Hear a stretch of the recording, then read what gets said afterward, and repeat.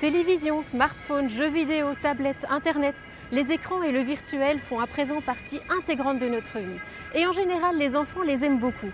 Mais attention à leur surexposition qui peut avoir des conséquences importantes sur la santé. Pas de télévision avant 3 ans, pas de jeux vidéo avant 6 ans, pas d'internet avant 9 ans et pas de réseaux sociaux avant 12.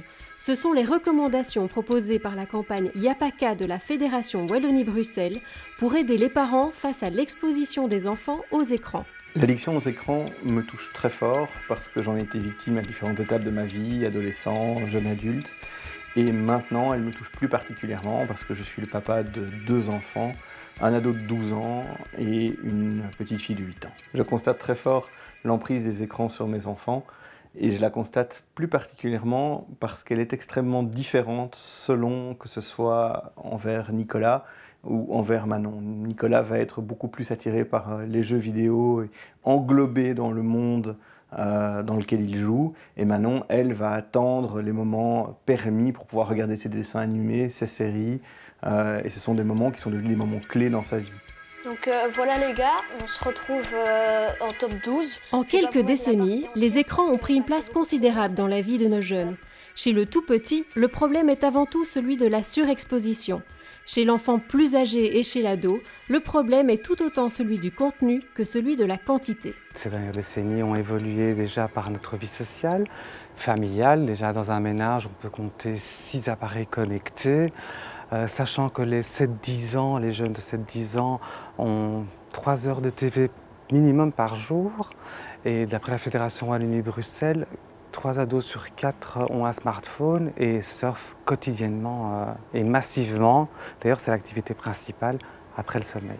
Il est important de faire attention car l'utilisation intensive des écrans peut avoir des conséquences sur le comportement, la santé et les résultats scolaires des enfants. Oh, il y en a plusieurs. Nous avons le trouble alimentaire, l'anxiété, la dépression, trouble du sommeil, trouble visuel, la myopie pour en citer une, l'agressivité due à certains jeux violents et surtout l'échec scolaire.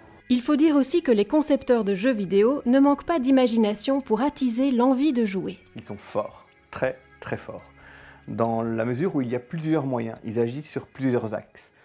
Les jeux vidéo massivement multijoueurs en ligne, donc via Internet, vont se baser sur la communauté. On va véritablement avoir envie de retrouver ses amis dans le jeu.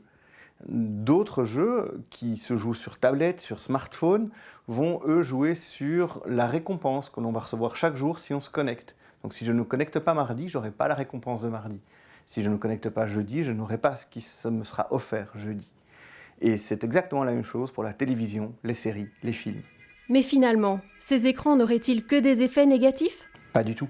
Et c'est un gros problème parce qu'ils ont énormément de points positifs également. Ils permettent d'apprendre énormément de choses, soit au niveau de la culture générale, la base de certaines langues. Il est scientifiquement prouvé que cela active certaines zones de raisonnement et certaines facultés de raisonnement chez l'enfant et l'adolescent.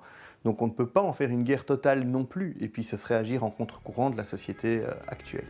L'idée n'est donc pas d'interdire les écrans, mais de les utiliser avec modération et d'établir des règles claires avec votre enfant afin de diminuer les risques qui y sont associés tout en profitant de leur bon côté. Si j'avais un conseil ou deux à donner aux parents des enfants qui montrent des signes d'addiction aux écrans, ce serait de devenir leur partenaire. Soyez acteurs de la vie numérique de vos enfants, sans en être des bourreaux pour autant. Il vaut mieux jouer avec eux que contre eux, il vaut mieux les guider que de leur dire que vous savez mieux qu'eux. Ça passera pas. Pour plus d'informations à ce sujet, n'hésitez pas à visiter le site www.yapaca.be ou à contacter votre agence mutualiste.